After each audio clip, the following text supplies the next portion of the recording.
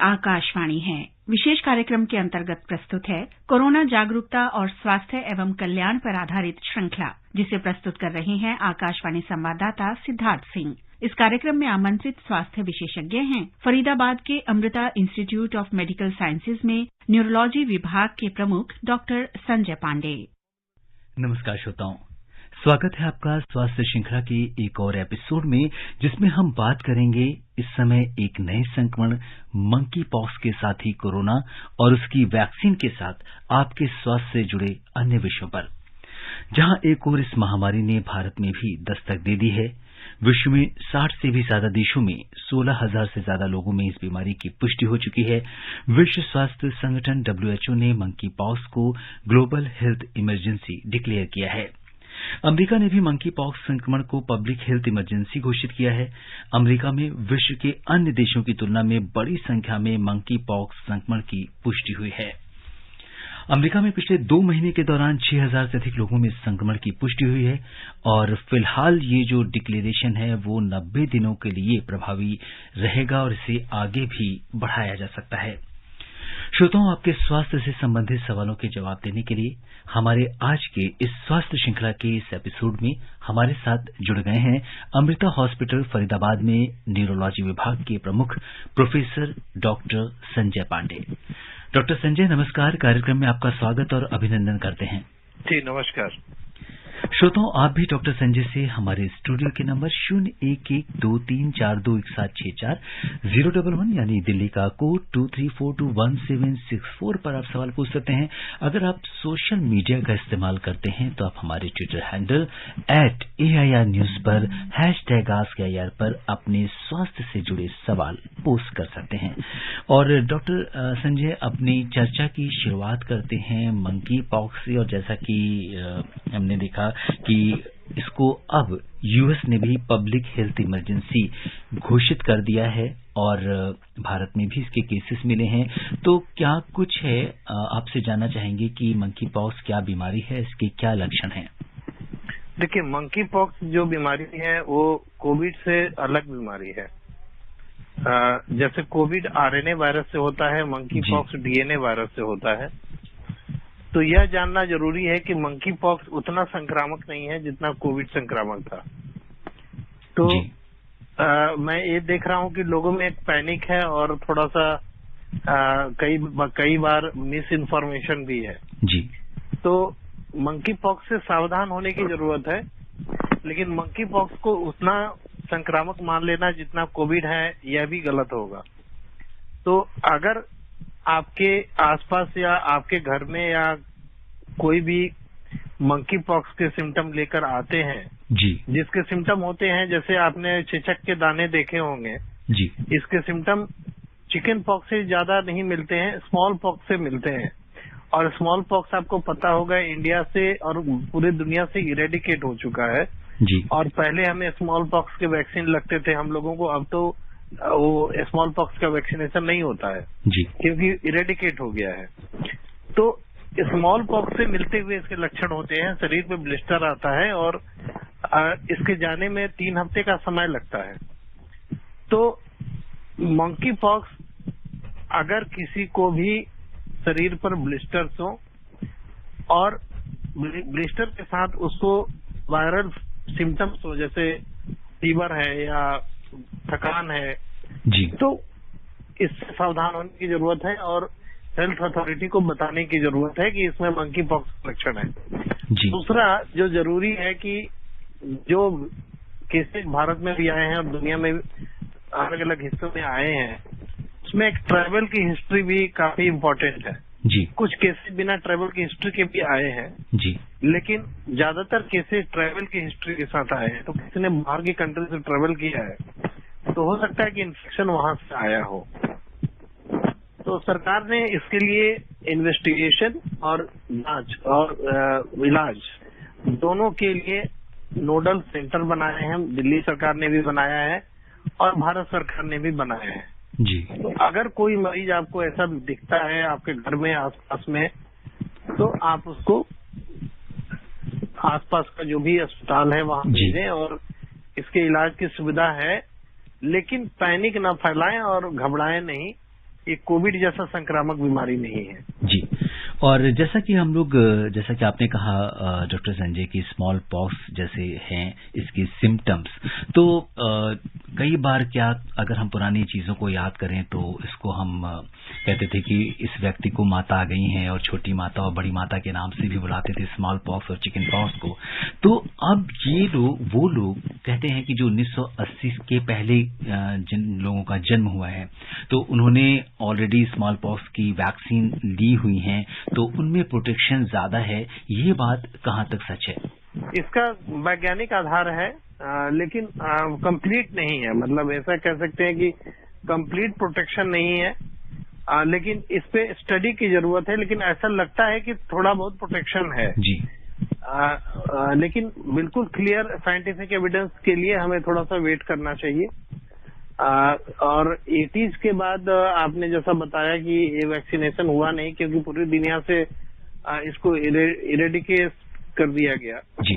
तो बड़ी माता और छोटी माता जो हम लोकल कोलोकियल लैंग्वेज में यूज करते हैं जी, तो छोटी माता तो अब देखने को मिलती है, बड़ी माता देखने को नहीं मिलती है जी। तो लक्षण इसके बड़ी माता से मिलते जुलते हैं जी।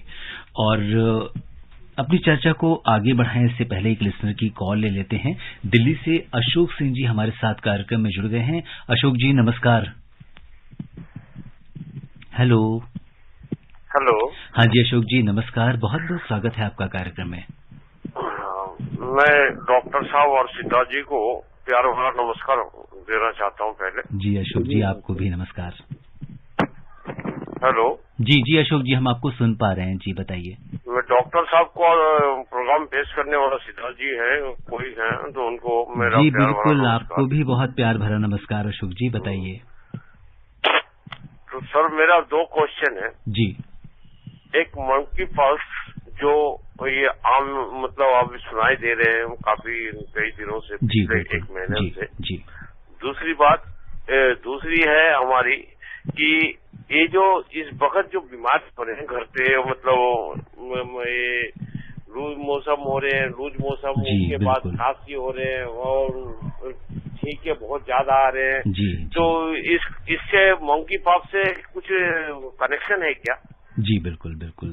डॉक्टर संजय, जैसा कि मॉनसून का सीजन चल रहा है और इस समय बरसात में कहते हैं वायरल डिजीजेस काफी एक्टिव हो जाती हैं, तो ऐसे में हम कैसे पहचान करें, क्योंकि गले में खराश होना, बुखार आ जाना, पेट का खराब हो जाना, इस तरह की चीजें आम हो जाती हैं, तो एक आम व्यक्ति को कैसे डिस्टिंग्विश कर पाएगा या उसे क्या करना चाहिए इस तरह की परेशानी जब आती है? तो देखिए ऐसा है कि कोई भी सीजनल बुखार हो उसमें मंकी पॉक्स की तरह हाथ पैरों में दाने नहीं निकलेंगे जी।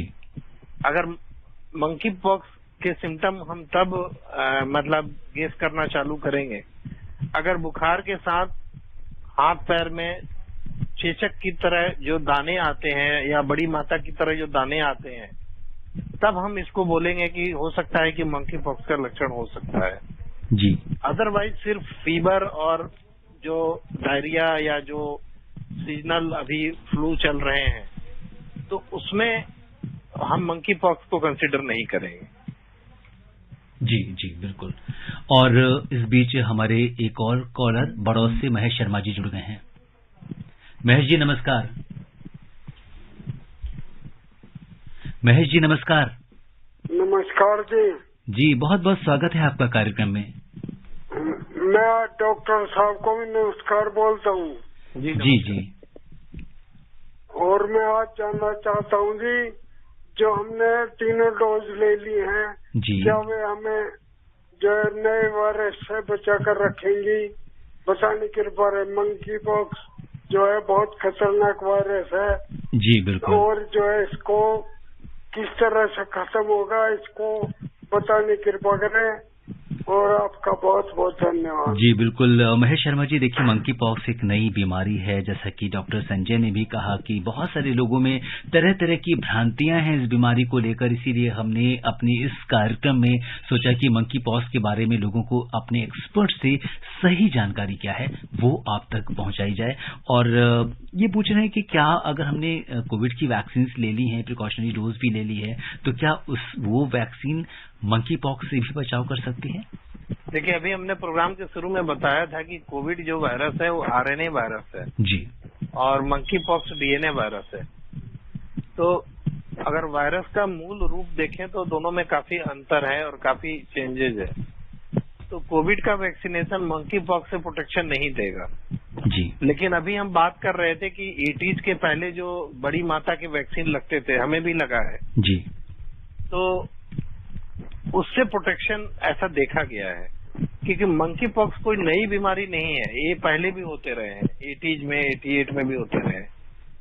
तो एक स्टडी 88 की जहां तक मुझे याद है उसमें था कि काफी हद तक जिसको भी स्मॉल पॉक्स हुआ उसको प्रोटेक्शन मिला था, जिनको भी वैक्सीन लगा था।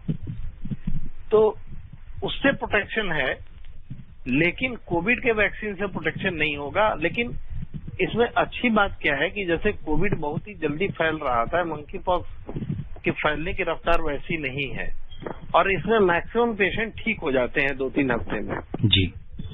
तो पैनिक करने की जरूरत नहीं है। अगर कोई विदेश से यात्रा किया, जैसे जो ब्रिटेन में भी जो शुरू के केसेस मिले थे, लोगों ने अफ्रीकन कंट्री की काफी यात्रा की थी। हमारे यहाँ भी कुछ केसेज आए हैं जो बाहर से यात्रा किए, लेकिन कुछ ऐसे लोग भी हैं जिन्होंने यात्रा नहीं की है। तो अगर आपको इस तरह के लक्षण मिलते हैं तो सतर्क रहिए, सजग रहिए और हेल्थ अथॉरिटी से कांटेक्ट करिए, लेकिन साथ में पैनिक मत फैलाइए कि ये जल्दी फैलने वाला है और तरह तरह की जो भ्रांतियां हैं उसको मत फैलाइए। जी बिल्कुल। और डॉक्टर संजय, देश जिस तरह से आजादी के 75 सालों का पर्व अमृत महोत्सव मना रहा है और इसी श्रृंखला में 15 जुलाई अगर हम देखें तो सरकार ने प्रिकॉशनरी डोज को लेकर जो कैंपेन शुरू की है, तो आपसे जानना चाहेंगे कि जो 75 दिन तक ये जो सरकार का अभियान है प्रिकॉशनरी डोज को लेकर ये चलता रहेगा, तो जिन लोगों ने अभी तक प्रिकॉशनरी डोज नहीं लगवाई है, आप उनसे क्या कहना चाहेंगे? देखिए, बिल्कुल जैसे आपने देखा होगा कि कोविड के केसेस कभी बढ़ रहे हैं, कभी कम हो रहे हैं। अभी मैं दिल्ली का एग्जांपल दूं तो पिछले 4 महीने का जो मैं देख रहा हूँ, मई, जून, जुलाई, अगस्त जी, तो हर महीने बीच में एक ऐसा दौर आता है 1-2 हफ्ते का जिसमें पॉजिटिविटी रेट 10 के ऊपर चली जाती है जी, फिर कम होती है और कम होके 2 के आसपास जाती है, फिर बढ़ जाती है। और इसमें कई लोगों को कोविड के इन्फेक्शन हुए हैं जी, लेकिन एक सिल्वर लाइनिंग ये है कि वायरल फीवर की तरह 2-3 दिनों का बुखार और सिम्टम हल्के हैं जी, जैसे पहले कोविड होते थे वैसे सिम्टम नहीं है। तो कहने का मतलब ये है कि सरकार की तरफ से जो प्रयास है कि हम जो कर सकते हैं, जैसे वैक्सीनेशन कर सकते हैं जी, और प्रिकॉशनरी डोज लगा सकते हैं, तो सरकार ने प्रिकॉशनरी डोज की समय सीमा को 6 महीने कर दिया है जी, और 75 डेज तक सबको फ्री प्रायोरिटी डोज लग रहे हैं। तो सरकार की जो दिशा निर्देश है या सरकार का जो प्रयास है उसमें हम सहयोग करें और अगर हमारा प्रिकॉशनरी डोज का टाइम हो गया है तो हम उसको लगा लें, ताकि वैक्सीनेशन से अगर मान लीजिए कोविड होता भी है तो सिम्टम या तो नहीं होगा या माइल्ड होगा और मोर्टेलिटी और कॉम्प्लिकेशंस के चांसेस तो बहुत ही कम है। तो जो कर सकते हैं वो करें और बाकी कोविड ऊपर नीचे होगा और धीरे धीरे जाकर ये अपना जब एपिडेमिक से एंडेमिक हो जाएगा तो फिर हम कोविड के ऊपर भी एक कह सकते हैं कि विजय प्राप्त कर लेंगे। जी बिल्कुल। तो श्रोताओं, 15 जुलाई से सरकार ने जो ये 75 दिन की का कैंपेन जो शुरू किया है, फ्री बूस्टर डोज या जिसे हम प्रिकॉशनरी डोज या थर्ड डोज कहते हैं, इसे आप जरूर लगवाएं।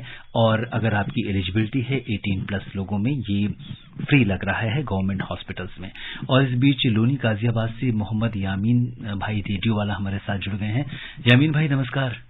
सर नमस्कार जी यामीन भाई नमस्कार जी नमस्कार सर। मैं जानना चाह रहा था कि जैसे कि आजकल वायरल चल रहा है, खांसी जुकाम बुखार चल रहा है, तो हम कैसे मतलब पता लगाएं कि हम कोरोना संक्रमित हो गए हैं या मंकी पॉक्स से संक्रमित हो गए?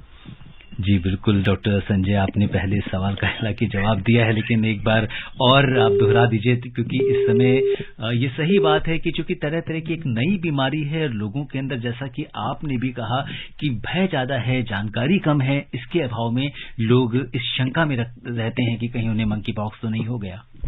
हाँ बिल्कुल। और कई बार किसी भी इंफॉर्मेशन को हम बार बार अगर बताते हैं तो लोगों में उसकी एक्सेप्टेबिलिटी ज्यादा होती है जी। तो फिर से मैं कहना चाहूंगा कि मंकी पॉक्स के जो सिम्टम है और कोविड के जो सिम्टम है वो बिल्कुल अलग है। और फिर से बताना चाहूंगा कि मंकी पॉक्स जो है वो स्मॉल पॉक्स की तरह, जो पहले बड़ी माता होती थी जो अब इरेडिकेट हो गया है, उस तरह के सिम्टम है। और सिर्फ फीवर और बाकी जैसे डायरिया या एक फटिगेबिलिटी जिसको हम थकान कहते हैं, ये सिम्टम कोविड में होता है। लेकिन मंकी पॉक्स में शरीर पर दाने होते हैं और स्मॉल पॉक्स की तरह रैश हो सकते हैं। तो अगर किसी को फीवर के साथ स्किन सिम्टम है तभी मंकी पॉक्स होने की संभावना है, अदरवाइज मंकी पॉक्स होने की संभावना नहीं है। और अगर कोविड के लक्षण हैं तो वो मिलते जुलते हो सकते हैं फ्लू से। तो अगर आपको तेज बुखार आता है, गला खराब रहता है, तो आप कोविड का टेस्ट कराएं।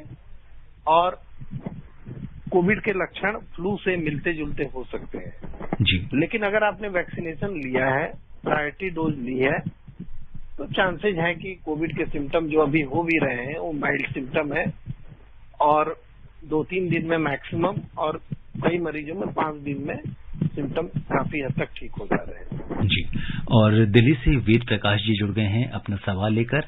वेद प्रकाश जी नमस्कार। नमस्कार सर जी, बताइए क्या जानना चाहते हैं? सर मैं जानना चाहता हूँ ये जो वायरस इतनी जल्दी जल्दी आ रहे हैं, हेलो जी जी बिल्कुल बताएं। तो इसका रीजन क्या मनुष्य है या प्रकृति है या वातावरण है या हमारे कुछ अपनी जिम्मेवारी है जो इतनी जल्दी हजारों, पहले तो 50-50 सालों में सभी चीजें आएगी।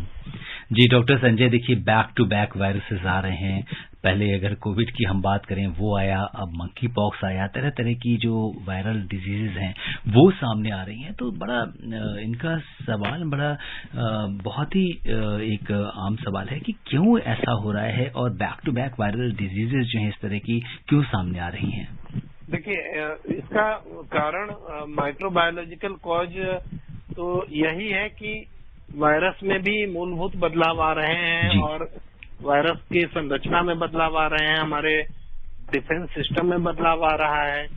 तो इसका मूलभूत कारण क्या है, यह एक शोध का विषय है जी। लेकिन एक इसका कारण ये भी हो सकता है कि इन्वायरमेंट पे जो हम नुकसान पहुंचा रहे हैं जी, उससे भी इसका कुछ लेना देना हो सकता है जी। जैसे पॉल्यूशन बढ़ना या हम इन्वायरमेंट में ओजोन गैस की जो मात्रा है वो कम हो रही है, हीट जैसे आपने देखा होगा कि कितनी गर्मी अभी 3-4 महीने पहले थी।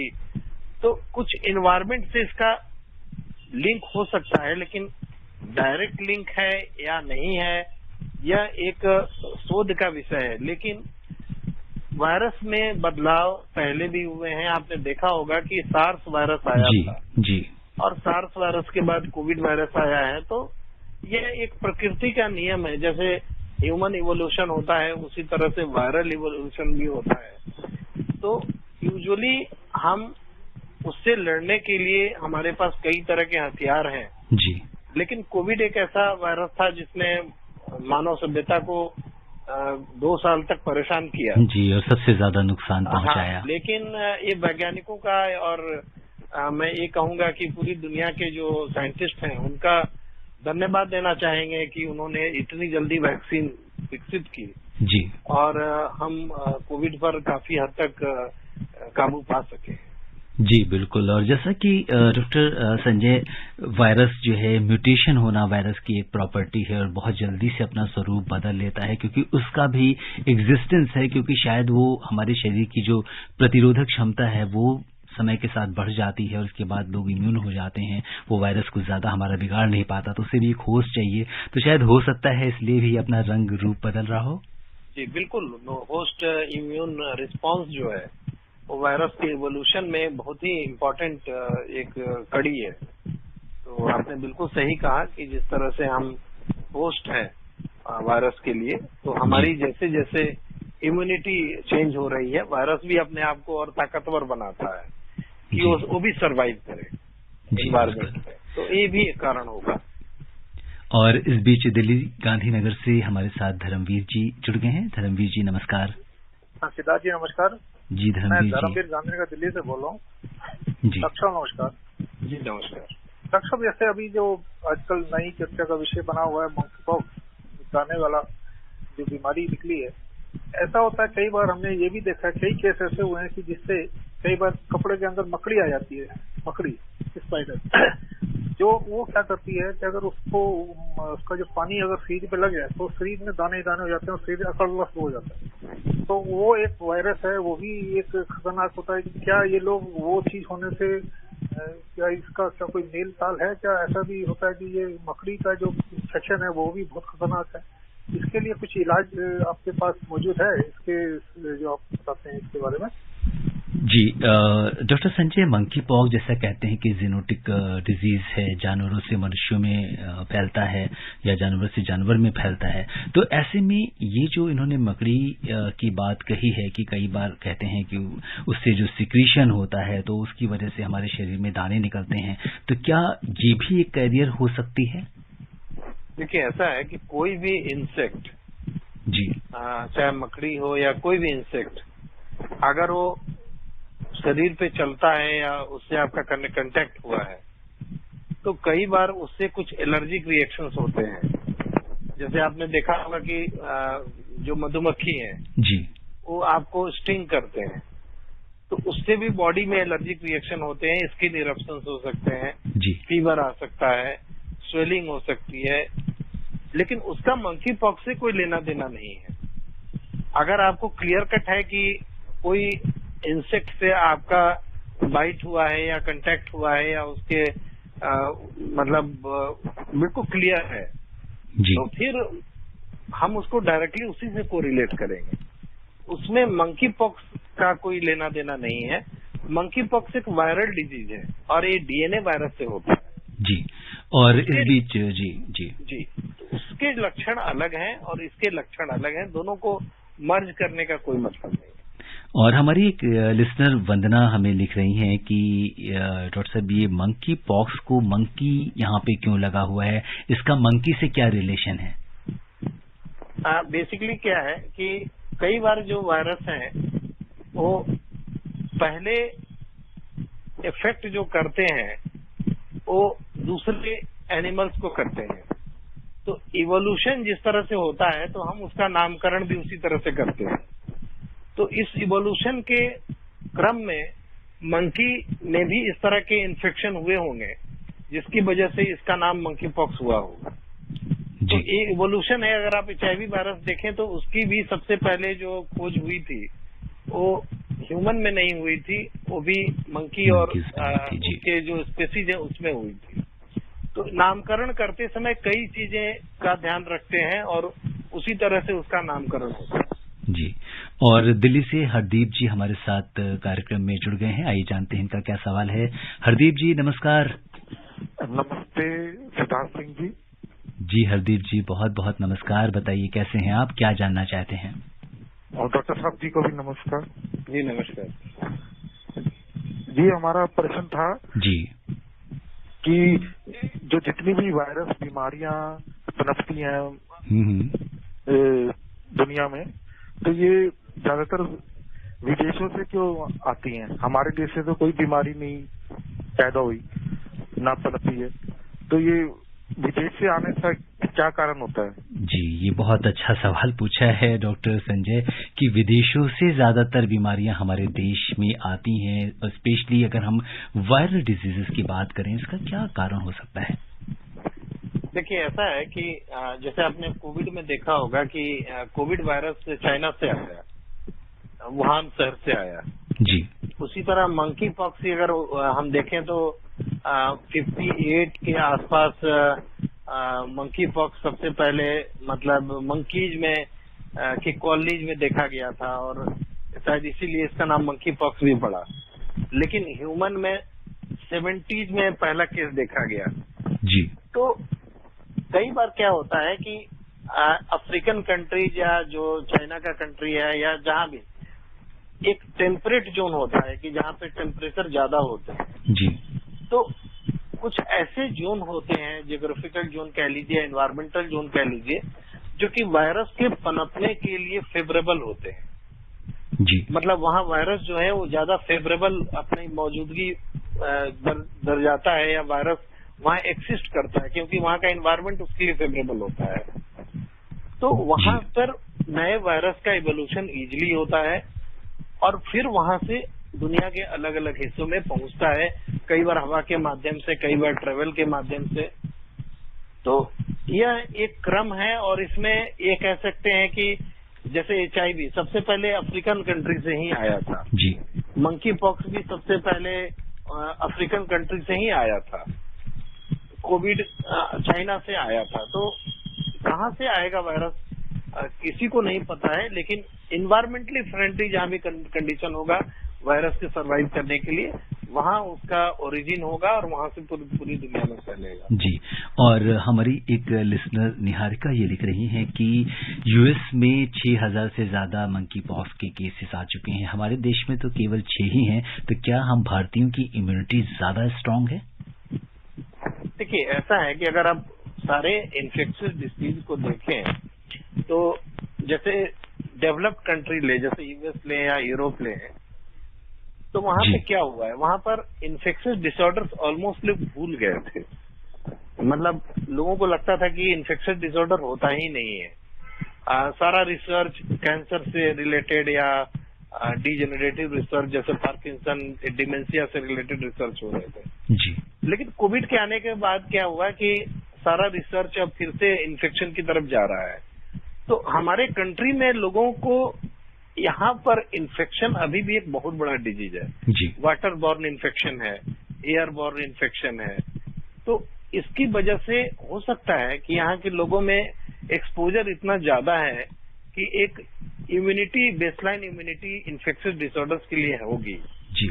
तो एक ऐसा कारण हो सकता है। जी बिल्कुल। और दिल्ली से केशव जी जुड़ गए हैं, इनका सवाल ले लेते हैं, समय कम है। केशव जी नमस्कार। हेलो। हाँ जी केशव जी नमस्कार। हेलो सर, मैं ये पूछना चाहता हूँ सर, मंकी पॉक्स नाम है, जैसे वो बीमारी है ये मंकी के नाम से, ऐसी सर वायरस आया था तो चमगादड़ के नाम से क्यों नहीं हो जाना जाता कि चमगादड़ वायरस? अच्छा, ओके। नाम को लेके बहुत सारे लोग सवाल कर रहे हैं डॉक्टर संजय। अब कह रहे हैं कि जो बैट से जो होता है या चमगादड़ से, तो उसको चमगादड़ वायरस कहना चाहिए, तो नॉमेनक्लेचर को लेके बड़ा लोगों के अंदर उत्सुकता है। देखिए, ऐसा है कि जब वायरस का या किसी भी बैक्टीरिया का नामकरण होता है जी, तो उसके पीछे कई सारे एक प्रक्रिया होती है कि कैसे उसका नामकरण होगा। तो यह साइंटिस्ट डिसाइड करते हैं कि इसका नामकरण कैसे होगा। जैसे आपने कोविड में ही देखा होगा, सबसे पहले अल्फा, फिर डेल्टा, उसके बाद ओमिक्रॉन हो गया। तो एक सिस्टम होता है, उसको फॉलो करते हैं, classification system and nomenclature system. जी बिल्कुल। तो एक सिस्टम है जिसके तहत ये नॉमेनक्लेचर होता है। और श्रोताओं, अब समय इजाजत नहीं दे रहा कि हम इस चर्चा को आगे बढ़ाएं। डॉक्टर संजय, आप आकाशवाणी के इस कार्यक्रम से जुड़े, आपने हमारे श्रोताओं के प्रश्नों का उत्तर दिया, हमसे चर्चा की, आपका बहुत बहुत धन्यवाद और आभार। जी जी, धन्यवाद।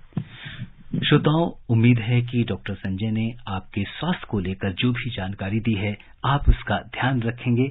आप स्वस्थ रहें, मुस्कुराते रहें, खुश रहें, इसी उम्मीद के साथ अपने होस्ट सिद्धार्थ को दीजिए अनुमति। नमस्कार, शुभ रात्रि।